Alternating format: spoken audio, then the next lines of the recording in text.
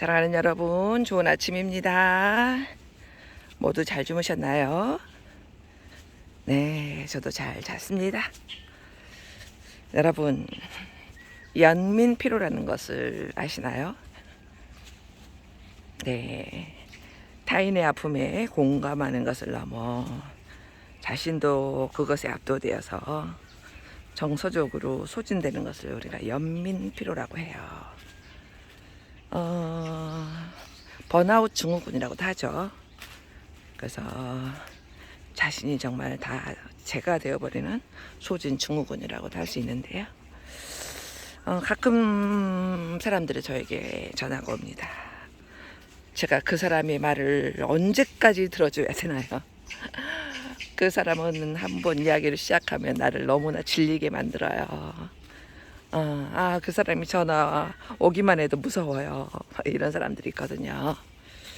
네, 바로 소진 증후군에 빠지는 것입니다. 상대방에 대해서 처음에는 공감하고 들어주지만 습관적으로 무슨 일이 있을 때마다 그렇게 전화가 오면 굉장히 피로감을 느끼게 되죠, 사람이. 그래서 많은 상담가들이라든지 심리학자들이 이런 소진 증후군, 연민 피로를 많이 느낍니다.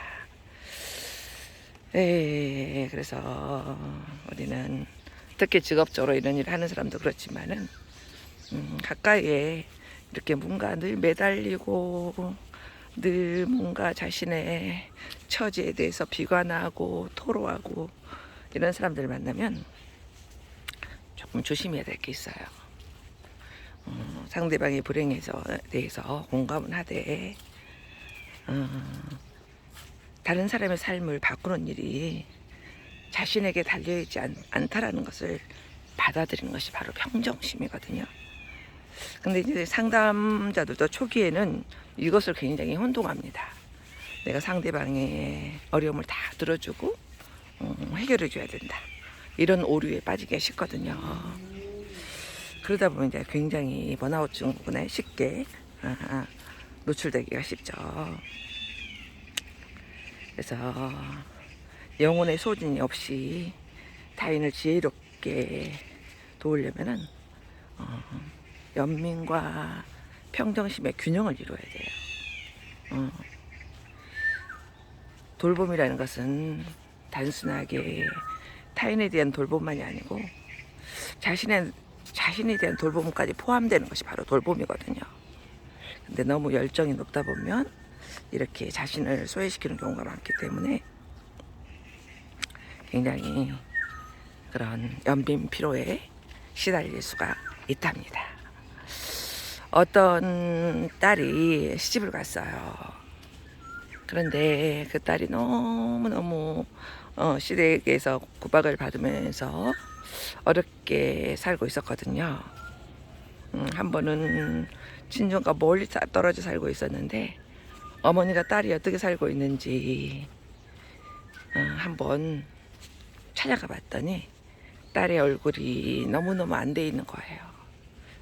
그래서 시댁 식구들이 있어서 물어보지도 못하고 딸을 데리고 조용히 밖에 나와서 걸으면서 물어봤어요.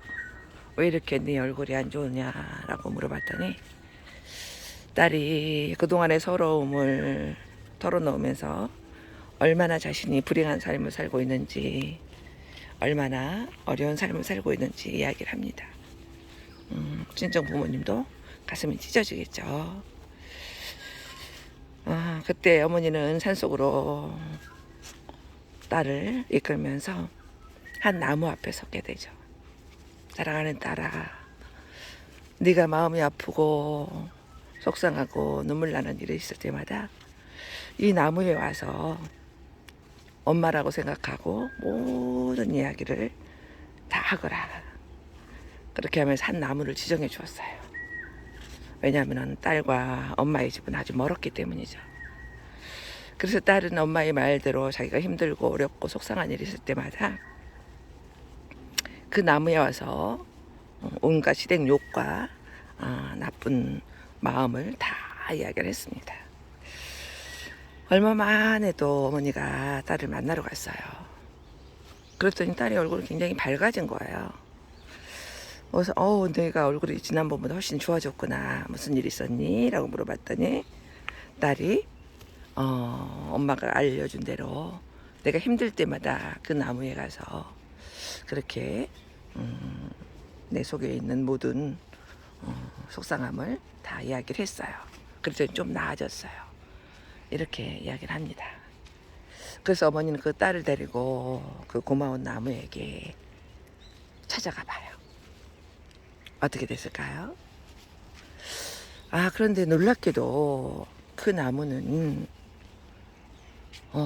가지와 이파리들이 다 말라 있는 거예요. 그래서 엄마와 딸은 아주 깜짝 놀랐어요. 왜 그랬을까요? 네.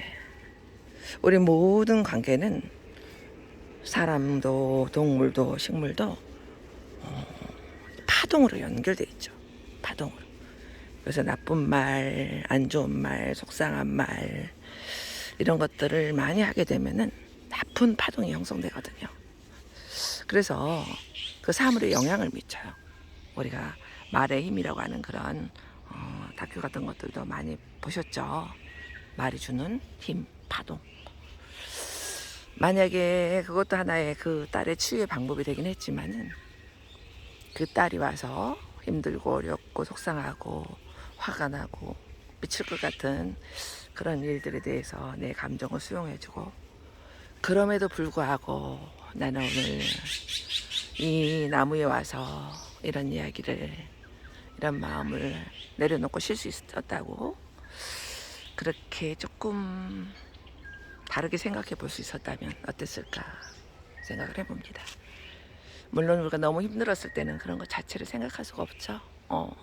너무 힘듦이 나를 압도하고 있기 때문에. 그렇지만 우리가 조금만 정신을 차리고 한 걸음만 더 내딛어 보면은, 그럼에도 불구하고, 네, 그럼에도 불구하고 나는 지금 어떤 것을 가지고 있는가. 네, 행복한 사람은 늘 가지고 있는 것을 감사하고, 불행한 사람은 늘 잃어버린 것을 아쉬워한다고 하죠. 사랑하는 여러분, 우리는 어떤 삶을 오늘 살면 좋을까요? 네, 우리는 행복한 사람들이죠. 그럼에도 불구하고 내가 지금 여기에서 가지고 있는 것이 무엇인가 감사하는 오늘이 되어볼까요?